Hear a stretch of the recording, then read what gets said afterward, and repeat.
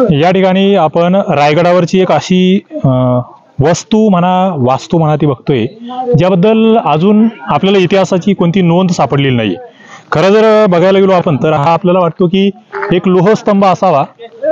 काही जणांनी काही संशोधकांनी म्हटलेलं आहे की हा कदाचित मल्लखांब सुद्धा असू शकतो, परंतु याबद्दल अजून जो पुरावा म्हणतो आपण शास्त्रीय दृष्ट्या तो मिळालेला नाहीये. आपण रायगडावर आलोय, या ठिकाणी याच्यावर काहीतरी कोरीव काम सुद्धा केलेलं आहे किंवा काहीतरी जुन्या लिपीमध्ये लिहिलेलं दिसतंय, परंतु त्याचाही अजून त्या लिपीचा उलगडा झालेला नाहीये. तर अशा बऱ्याच गोष्टी रायगडावर आहेत. इथे बघण्यासारखं काय आहे असं जर तुम्ही विचाराल तर सगळ्यात महत्त्वाचं टकमक टोक या ठिकाणी आहे. खालून येताना आपण जेव्हा प्रवेश करतो त्यावेळेस चित्त दरवाजाहून आपण त्या ठिकाणी प्रवेश करत असतो. पुढे महादरवाजा लागतो आहे, त्याच्यानंतर तुम्हाला हिरकणी बुरुज या ठिकाणी आहे. पुढे जगदीश्वरांचं मंदिर असेल, शिरकाईचं मंदिर असेल, अशा अनेक गोष्टी रायगडावर आपण बघू शकतो.